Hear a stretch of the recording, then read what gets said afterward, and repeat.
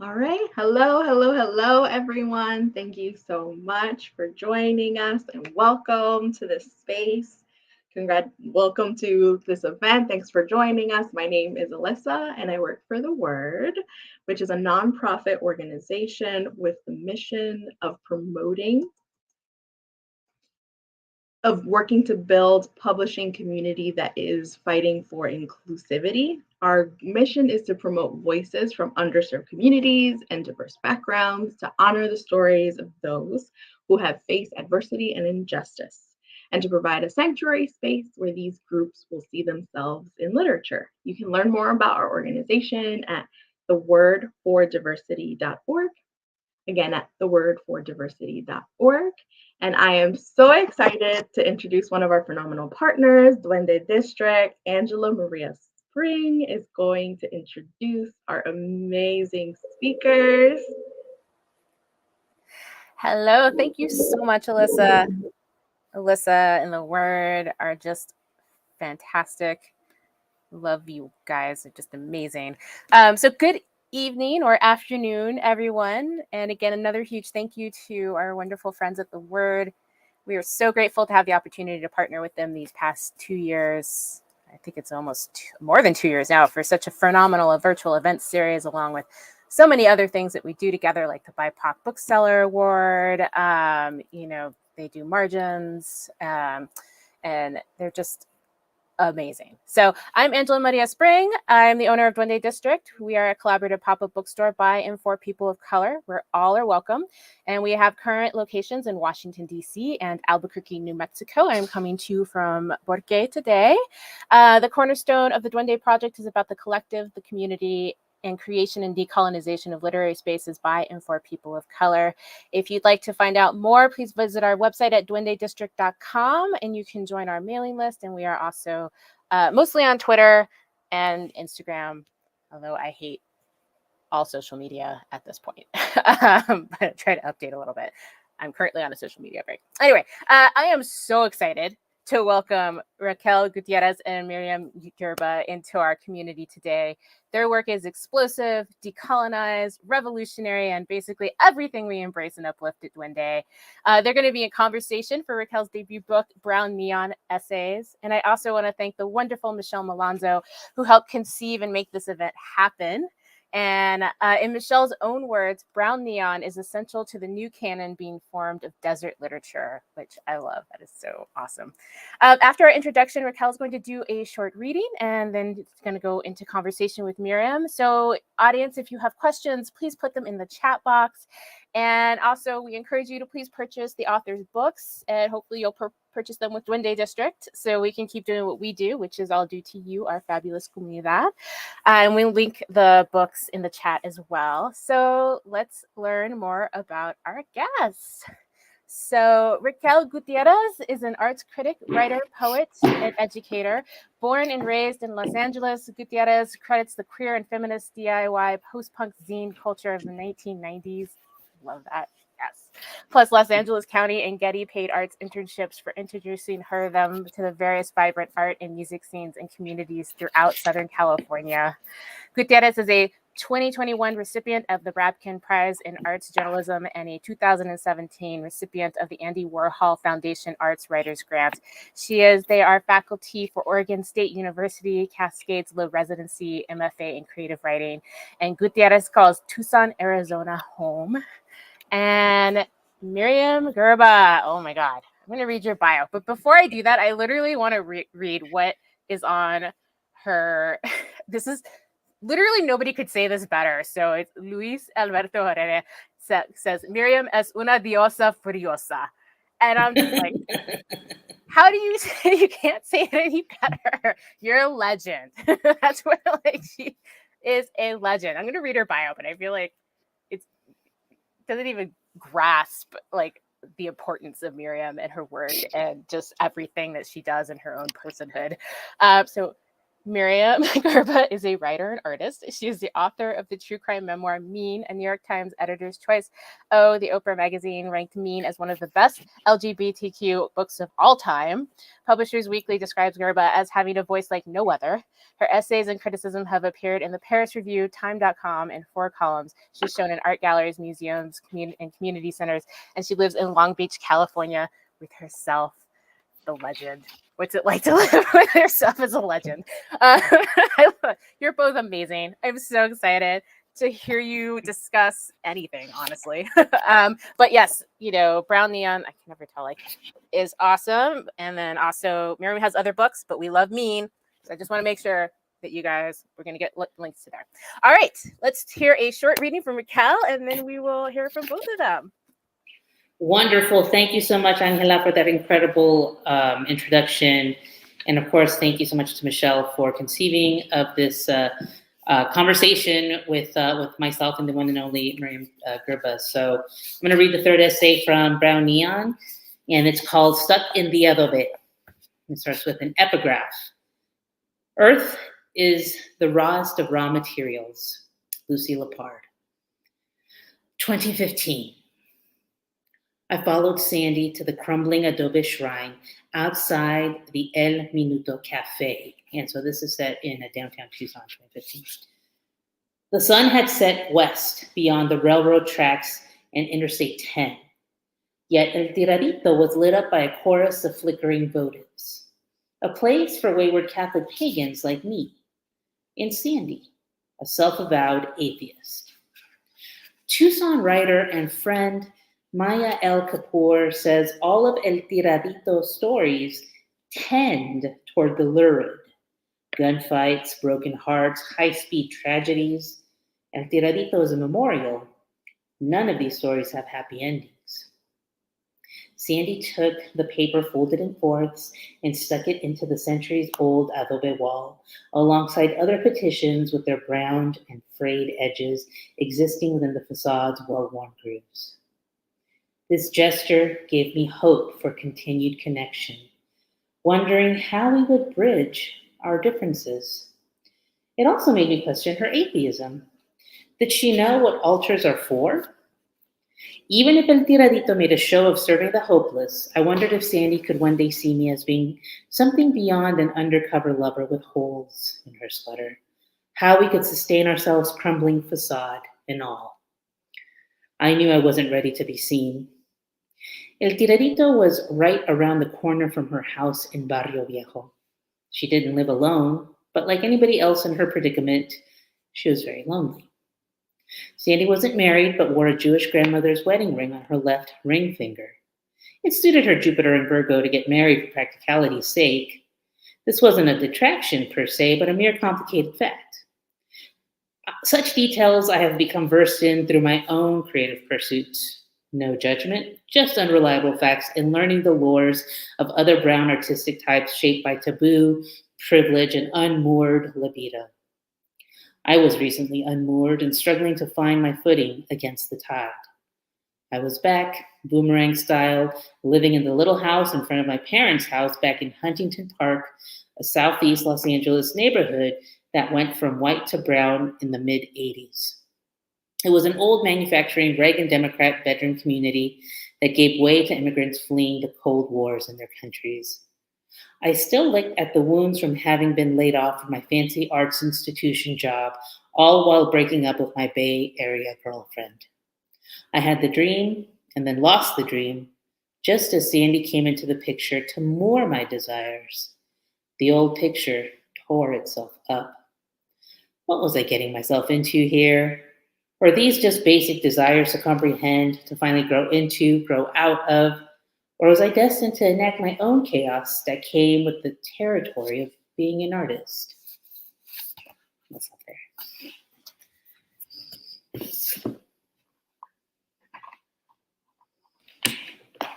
Oh my goodness, hello. Hi, Myriam. Oh my gosh. This is so wild. So where are you right now? I'm actually in Marfa, Texas. And Sandy, actually, who I just wrote about in this book, and I drove in Tuesday evening for the Agave Festival, and I have a reading here on Saturday. So it's been great to just have some quiet, a lot of space, see friends, and yeah, catch up with each other. That sounds like a party festival. Well, yes, agave isn't so much just the ginormous succulent plants that dot the western landscape here. We're going to partake in some lechuguilla, some sotol, and some mezcal. So mezcaleros from all over the hemisphere sort of converge here and offer us sippings and tastings. That's beautiful. That's wonderful. I'm so glad that you chose to read the excerpt that you did, which begins with a mention of an altar, and then segues into like sort of like a discussion of altars, and kind of suggests that the landscape itself might function or serve as an altar. I've got my candle right here. I have my candle burning beside the computer, and I have my own grandfather. I have his altar right here in front of me as we talk. And so I think what we'll go ahead and do is start with one of the themes that like I was very much struck by when I was reading Brown Neon, which is this thread of mysticism that runs through all of the essays, and you evoke various figures and various motifs that we could kind of loosely subsume under the umbrella of like folk Catholicism. And I was really happy to encounter your devotion to Elegua. And I thought of all the figures to invoke and place at the heart of a series of essays that take place on the road. Of course, we would bring the Keeper of the Crossroads into that narrative. So would you mind discussing Elegua and your relationship with him and the role that he plays as sort of a guide through the crossroads in Brown Neon? Yeah, of course. And so I really appreciate the attention to the mysticism in the sense that there are, ways in which we're drawn to the road, travel, other terrains, other landscapes, other places that are sort of pulsating with different energies. And what are those energies, and why are we picking up on those energies in particular spaces? And how I think, sort of this connection, it starts with a cultural, right? A cultural full Catholicism, in the sense that I think for many of us who are brought up in the, in Latino cultures and a Latino household, especially, my mom is from El Salvador and my dad was from Pachuca Hidalgo. They met in the early 70s at the El Mercadito in East Los Angeles, Valentine's Day, early 70s. And so when you grow up with folks that are, dealing with various types of whatever traumatic mobilities that force them out of their home countries into the U.S. and the sort of the spiritual cultural practices they bring with them, right? Catholicism is sort of our entry point into theism, right? And so, and Catholicism is also one of those like funny, organized, religions that manages to be pretty pantheistic, right? In the sense that like you sort of have your Holy Trinity, but then you have a whole pantheon of saints that have been canonized for a range of different miracles. And so for me, those stories, right? For me, those stories in the Catholic setting, I went to Catholic school. Actually, I went to St. Rose of Lima in Maywood, California. These stories are sort of my entry into the lurid, right? Sort of the heartbreak, the and they're pretty violent. And these miracles occur as a way to sort of prove people's faith.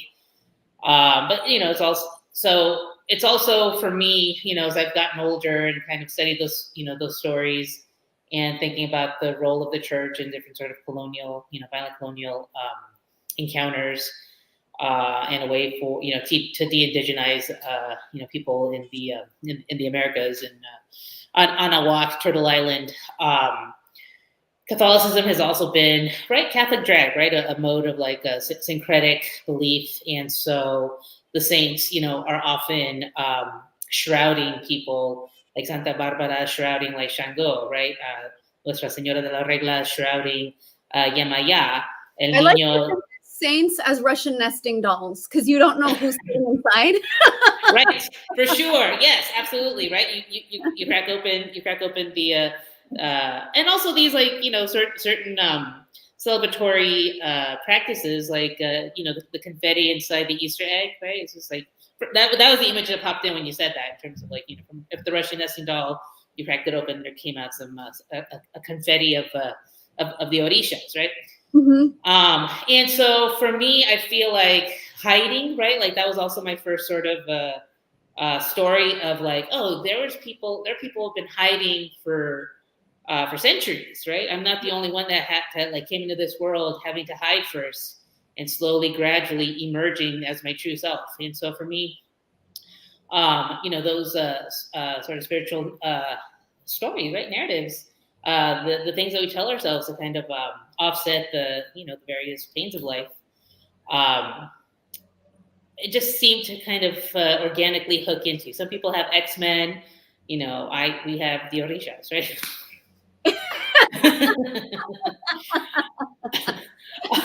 so and then Elegua for me, right, is a really powerful figure because in one way it's a child figure, right? The other way it's a trickster figure. Another way it's the devil figure.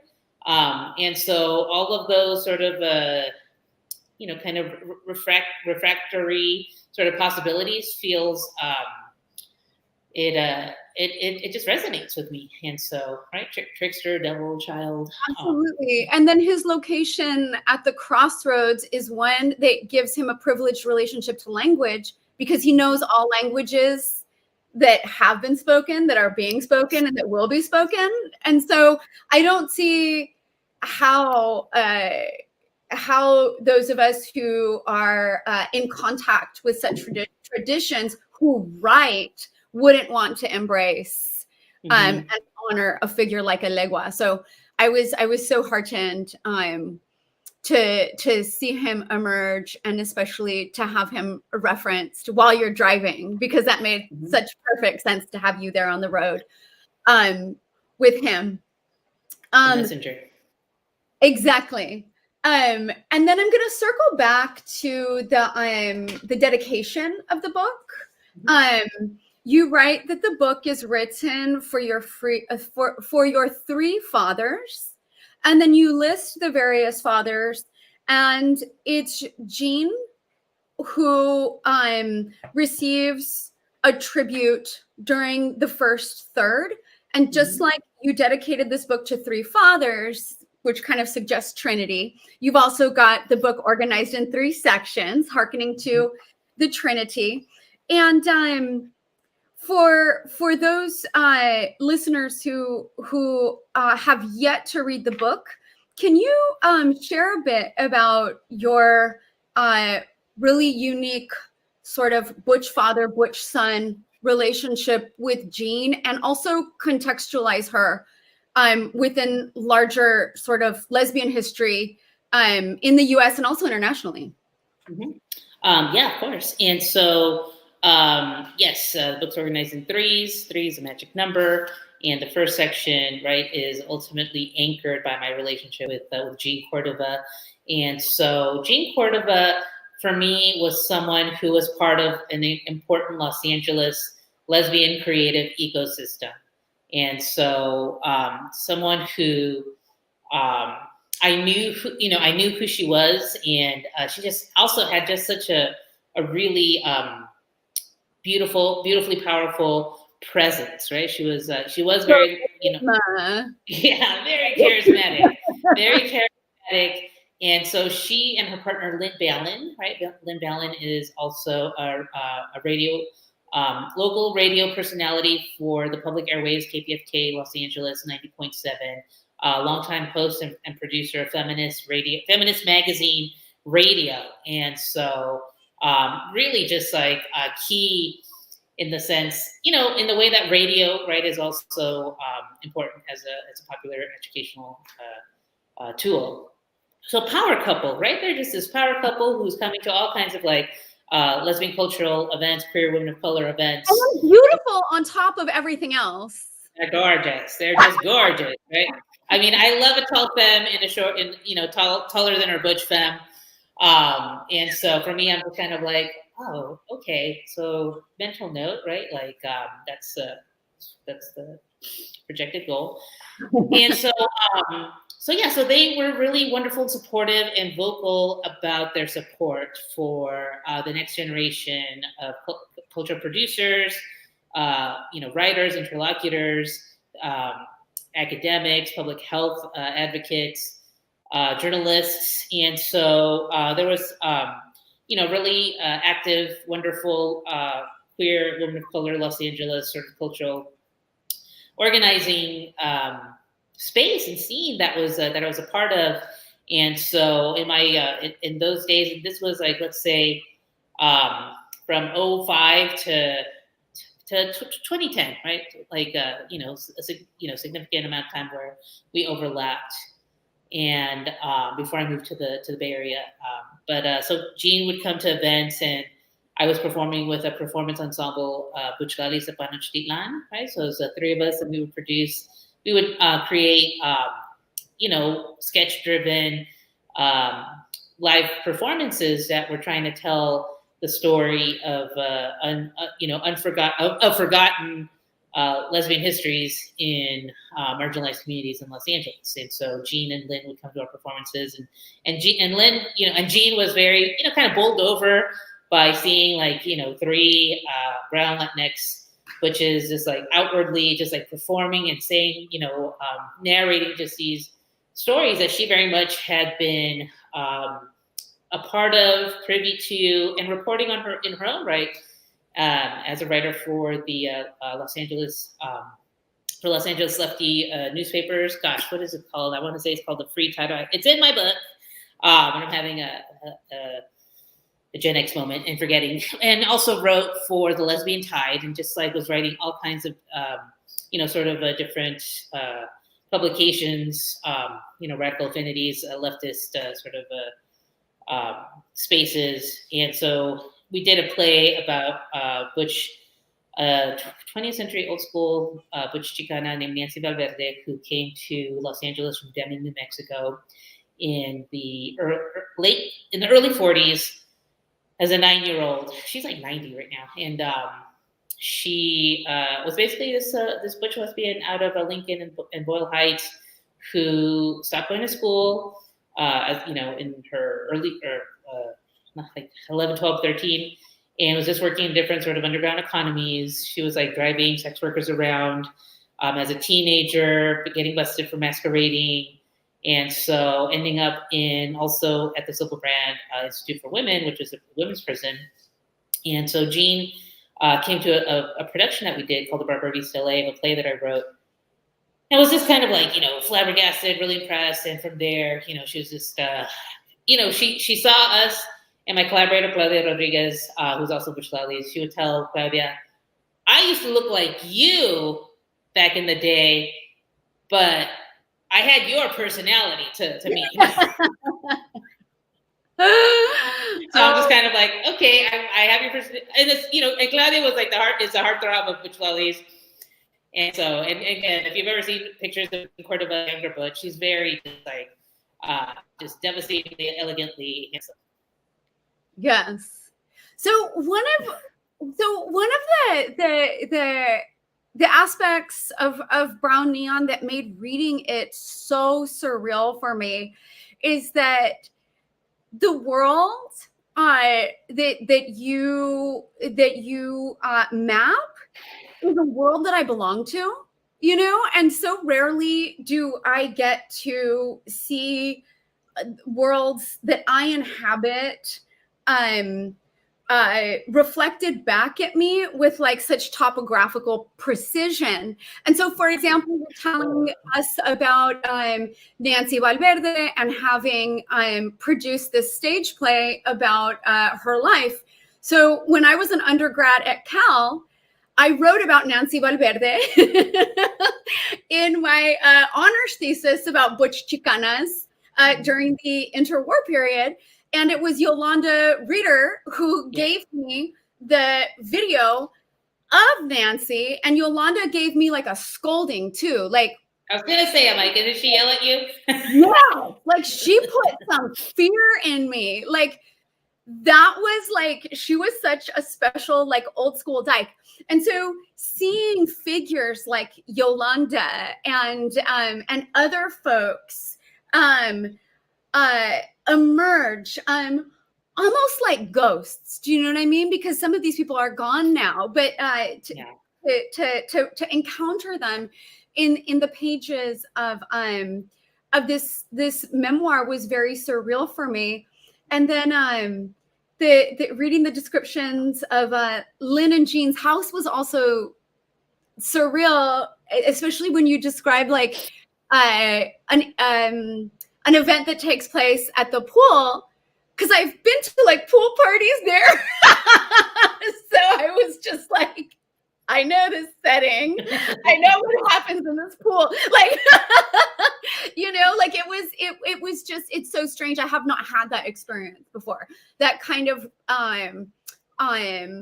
like an intense queer intimacy and like a spiritual intimacy, but also a geographic intimacy that the book kind of folded me into or took me into. And that said, what part of the book are you proudest of? I think the book, the first section, those first 3 essays, because it does the work of getting folks to turn that page. Mm-hmm. Absolutely. And you do an incredible job of capturing the importance of like queer tutelage, in the sense that we learn our queerness, we're socialized into it. It's not something that's necessarily intrinsic to us. And I love the care with which you document that relationship with Jean, and you take it all the way to Jean's death.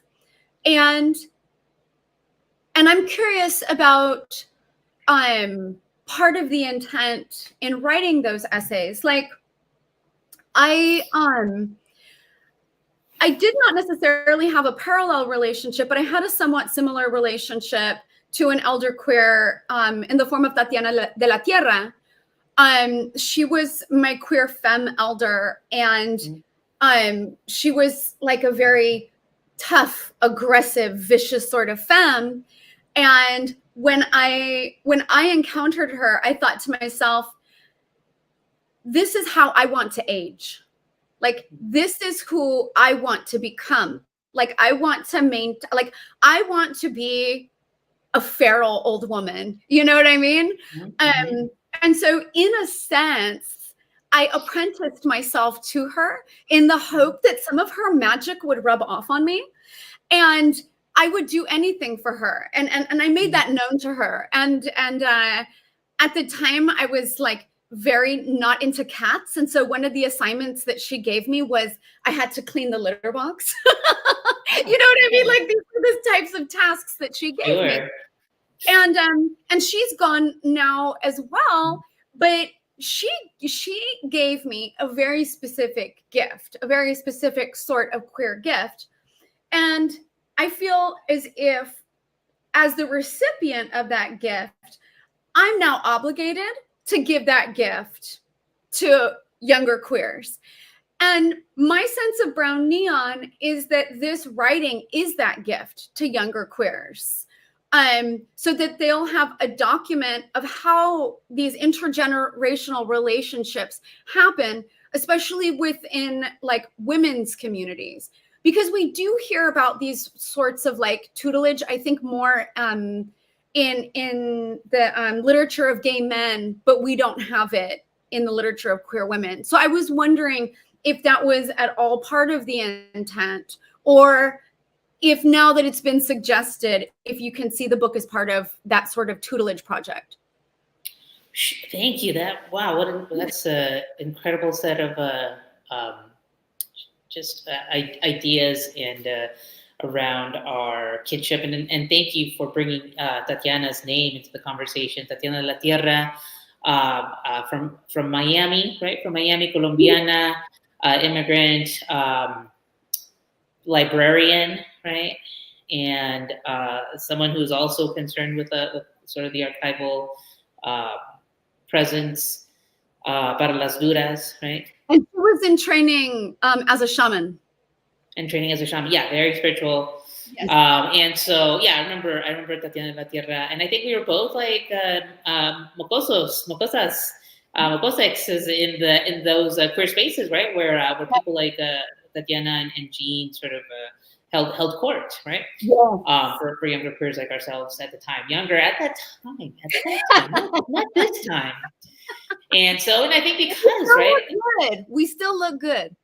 We still look good. Thank you. Yeah, no, for sure. I think aging and sort of the all those fears, right? That's sort of the heterosexist capitalist logic to get us buying products, and it works. We do buy products, but so I never saw it as a tutelage project. I tried not to see too much of like what I'm doing as I'm doing it, right? I think like one of the things of us doing, I was very resistant to doing an MFA and started a program at 40, right? And felt like, okay, 40, right? Like, that's it. That's the halfway point, right? Like, it's from, if this is the road trip of life, I'm halfway to death. So better start thinking about all the things I need to, get organized about, and start thinking, wanting to share, what do I want to leave behind? Because that was very much, in part of like my purview, right? With seeing Jean, just trying to get things, get her affairs, all of her affairs in order, and how that was imprinting onto me. And so, especially as someone who didn't have children, but also is so learning. I learned so much, right, from like millennials and Gen Z, and then those that are following them.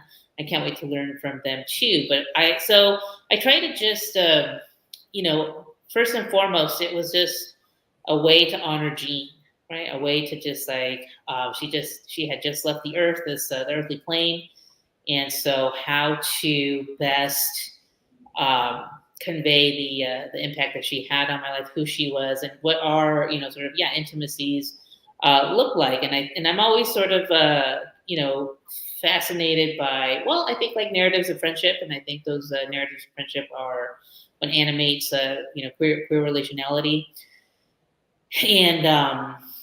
And we do learn a lot, right? In the sense, it's just like, what kind of butch am I becoming? And so the sort of the tensions that I narrate in Brown Neon is sort of my own misfires, right? In my own sort of butch self-formation, and that I'm not a bow tie butch. I'll wear a suit on very, very special occasions. And then but I don't like to think too hard about like what kind of butch I am, just because I feel like there's just something self-negating about surrendering to categorization.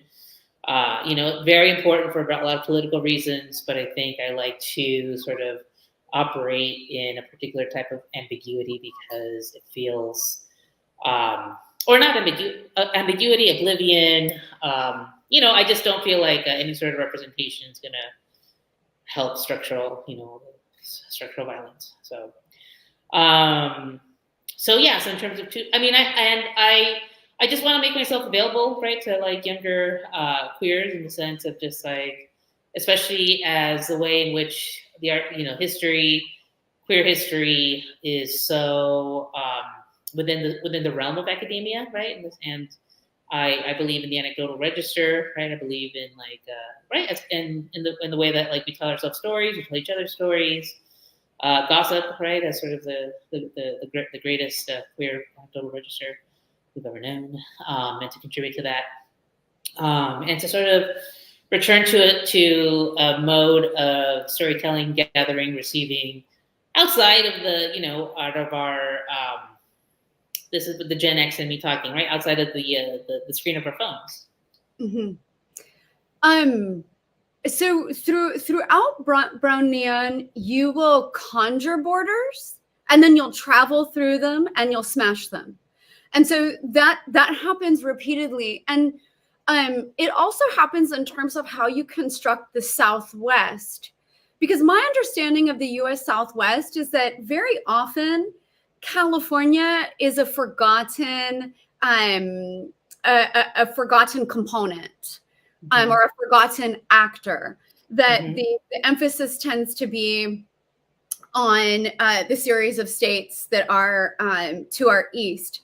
But you cement California, or at least it seems that the prose unifies California and places it sort of at the heart of the Southwest. And there's this duality between like Los Angeles and then one of the other focal points of the book, which is Tucson. And you depict Tucson in a way that I haven't seen it represented before. It's like an eroticized Tucson because of the love story that you're telling. And I'm going to be a little bit self-indulgent here and mention that like my parents conceived me in Tucson. And so I was wondering, what is it? What is this erotic vibe that like drenches Tucson? So yeah. Of course, yeah. Good question. Great questions. Yes, Tucson is a very sexy place. It's true. And I think what makes it sexy is the well, it is beautiful. It's a very beautiful place. It's kind of a valley situation. There's 4 different mountain ranges, right? The Tucson Mountains, Rincon, Catalinas, and oh my God, what is the 4th one? I'm nervous. And so I thought of Southern California. I thought of Los Angeles smoggy sunset was beautiful. They're very beautiful. But there is something about a sunset where there's no skyline, right? And so everything just feels bigger. The sky feels bigger. And so for me, there's something, the sky is the condensation, right? The clouds are the sky is my ocean. The ground is it's the bottom of the ocean, not the water. It's a very just unpredictably, in the sense you don't know where you're going to step, or like which cholla is going to just like jumping cholla is literally going to stick itself into your ass. Like I'm just like, oh God. Tucson, it's just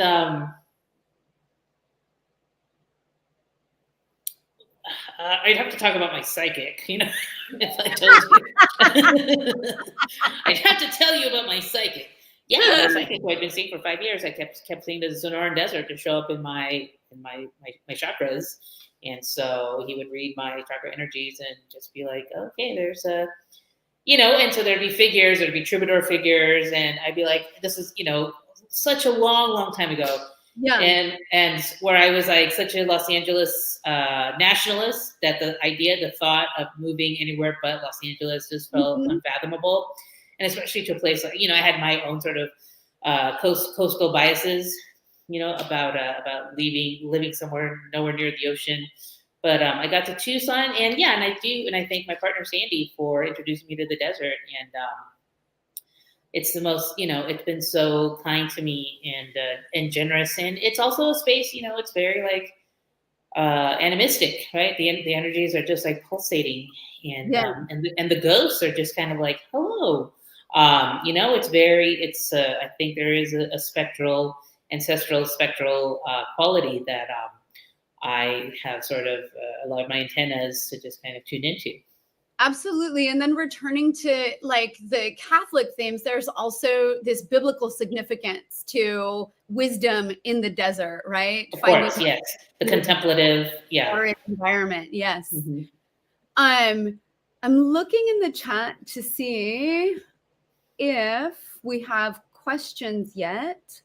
And I'm not seeing any yet, but I encourage the audience to ask questions, and I'll just go ahead and keep going with you. There was another question that I had regarding the acknowledgements. So you write about the book being born from relational magic that comes from anecdotal registers.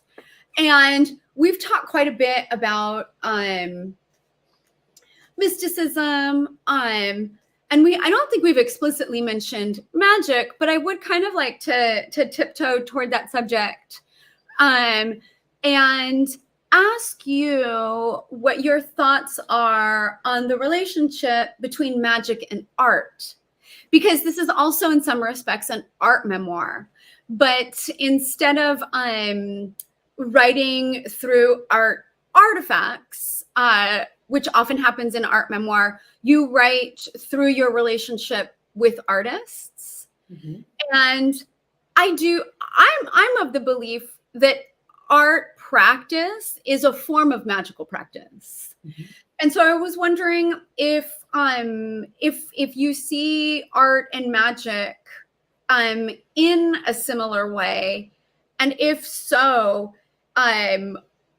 are those relationships that you sustain with artists also magical relationships? I would say so. Yeah, I definitely believe that, in this, especially, this book was born from the relationships with artists that do performance art. And so performance art for me has been a really powerful space for magic, by way of the depth of energetic generation, right? They're generating so much energy in these sort of ritualized practices, and these ritualized practices are often come in the form or come by way of duration, right? Mm-hmm. You have artists like Rafa Esparza and Sebastián Hernández who have really pushed their bodies, right? Their queer bodies, their non-binary femme bodies, into a type of corporal inhospitability, right? In the sense that, like, you have someone like Rafa encase himself in a concrete column, mm-hmm. and then situated right in front of the. And I've written about this elsewhere, performance that he did. A column, gosh, what was it called?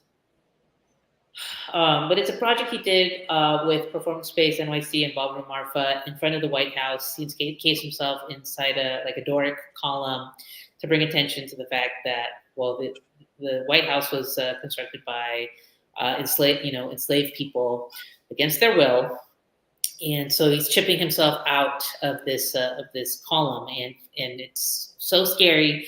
And we don't know what's going to happen.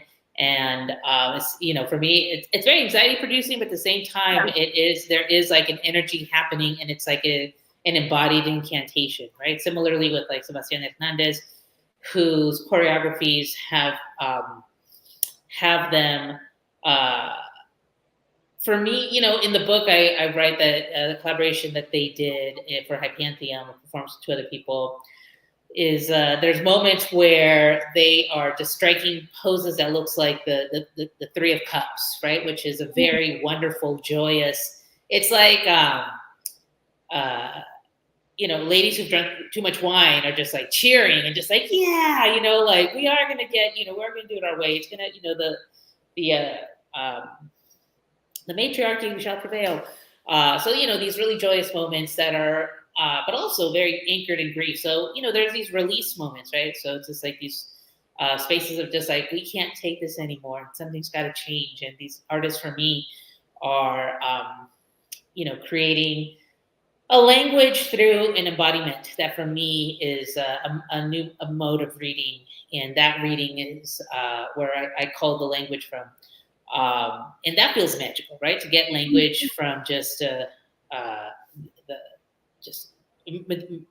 material bodies in motion, right? And who are activated by these like incredibly brilliant minds and who call in the ancestors themselves, right? Whether it's like through smoke or through sound or through other sort of, the way that our fluids sort of emanate. Yeah, they like those types of endurance-based performances invoke trance, and they can also perform like a divinatory function, and can also invite prophecy. Like there's this prophetic element to them as well. So we do have some questions. So did you have a hard time publishing magical writing? And May writes about the physical world and has a hard time finding the right places to publish. The metaphysical world, and has a hard time finding the right places to publish. Did I have a hard time publishing your magical writing? I think my writing had a space in arts spaces, arts venues, arts publications. And so I started out writing more legible arts reviews and criticism in that way. And as I was just kind of starting to get a little more traction in being invited to publish places, mixed with just like studying more creative nonfiction and narrative nonfiction. Narrative nonfiction is basically like, hey, you either have to do a bunch of research and have this really incredible, all-encompassing biography on Georgia O'Keeffe, or you do this incredible memoir on like what it's like to ride your bike across the U.S. or whatever. So for me, I'm just like, I get to mine my own life. Well, I've actually been a part of so many different types of creative communities for decades, and that was very interesting, and they make for a very compelling narrative. So I think it was just more about, and I studied like, genre, composition, that's what that is, okay. And really then pushing against sort of the conventions of particular genres, like, not just memoir, but it's, for me, I describe it as an ekphrastic memoir, right? The art of description of a piece of visual art, right? And I'm just like, well, what does that tell me about myself? So did I find... I just published on a lot of like arts things, and and I had relationships with editors, and I'd be like, can I make it a little creative? Can I make it a little funky? Can I make it a little? And they're just like, no. And I'm like, okay, thank you. I just kept trying to publish according to the conventions of those publications until I found spaces. I'd be like, oh yeah, that's what's happening. What advice would you give writers who are aspiring to write memoirs? I think it's awesome to be a part of a community and to always be engaged with other people, and that not everything has to be a transactional situation, that you can just be a fan and show up and read. And, if you find workshops, you don't have to get an MFA, but just find, communities to belong to that are also similarly passionate about short fiction, about flash fiction, about memoir, about poetry, about visual arts writing. Just find something to like connect into, to hook into, and be super stoked about it. And share, read, write. Support wherever you can. Be a good literary comrade. Review other books, and that's also a great way to get published, right? Like reviewing. If you're just like, if you can stay on it, I feel like, there's moments where I'm just like, oh man, 2023, that's gonna be the year I'm only gonna write reviews,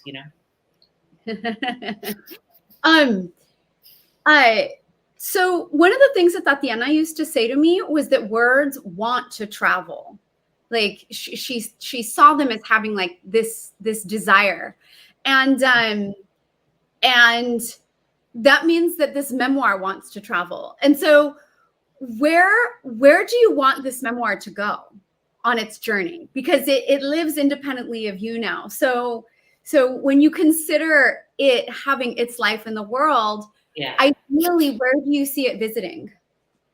I would be stoked if it ended up in libraries, Huntington Park Library, Richmond, California, Public Library, El Paso, the public libraries in El Paso and West Texas, in Southern Arizona, places where it's hard to be a queer, queer, brown, Black, Indigenous kid.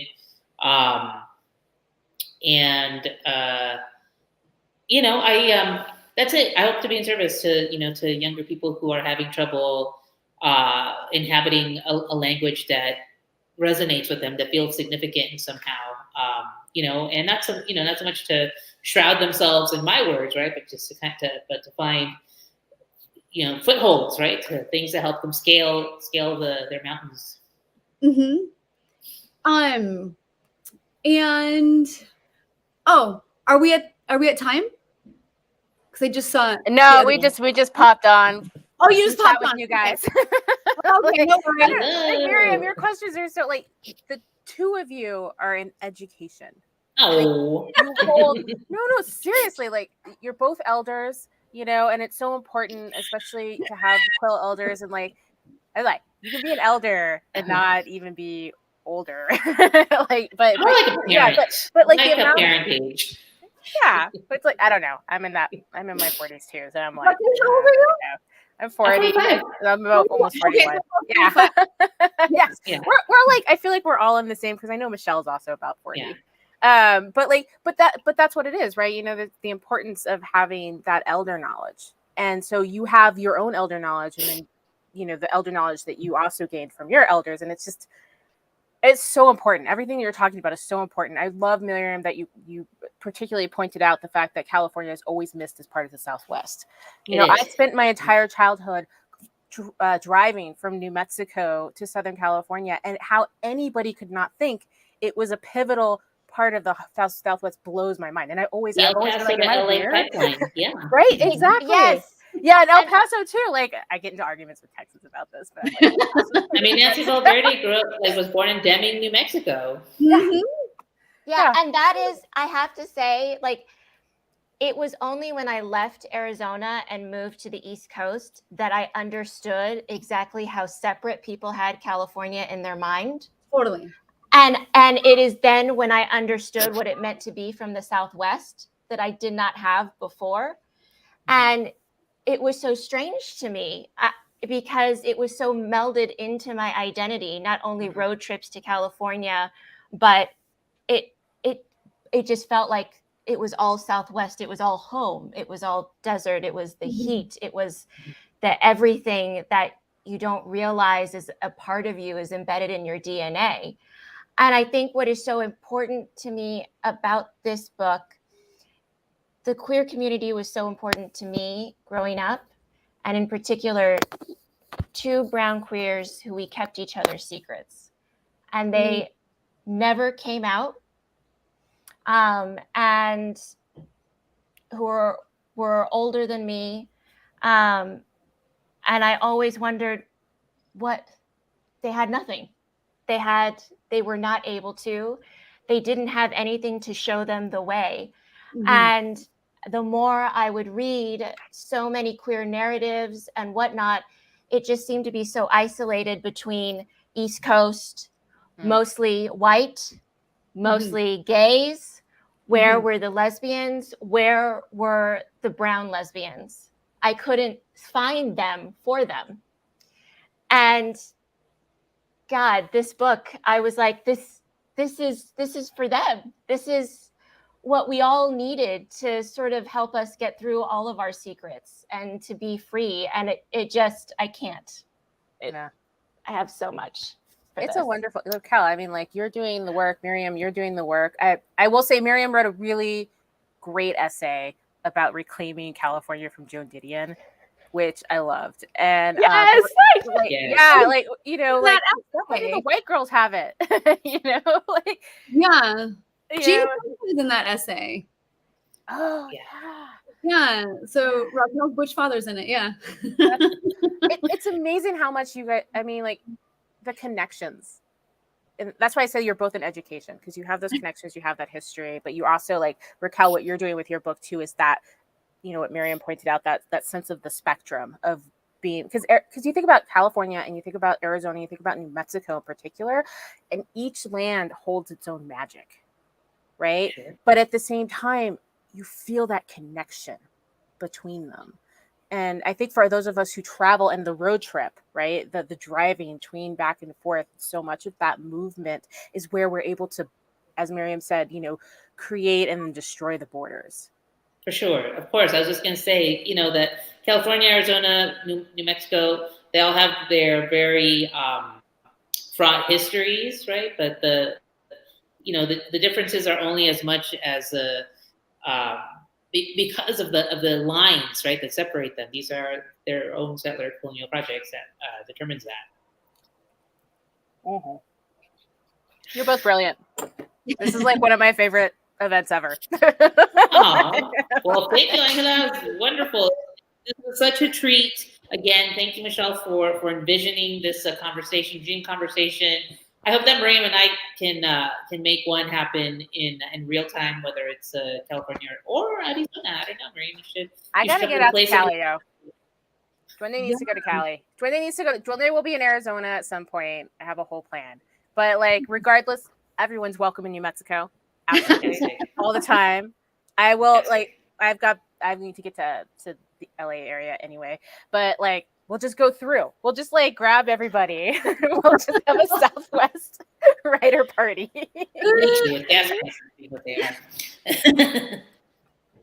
Thank you both. Thank you both so much. This is beautiful. This is wonderful. I feel like you guys could talk forever. So maybe we could just do a part 2 at some point. Angela and I have just been texting each other, being like, "Oh my God, I'm dead." What did they just quotes of what you've been saying? I'm glad this is recorded so that we can, like, get it to as many people as possible, because the book, y'all need to buy Brown Neon. You know, get all of Myriam's books. Like Brown Neon. Yes. Get this book. Yes. It's obviously and Para las Duras by Tatiana de la Tierra, and When We Are Outlaws by Jane Cordova. Yes, all of these. You all have a reading list now. Yes. Excellent. Perfect. This is like a perfect way to end. Both of you, stay safe, be well, keep writing, doing your thing. Thank you. Bye, Thank you everyone. for the word. Bye. Thank you. Gracias. Bye. See you.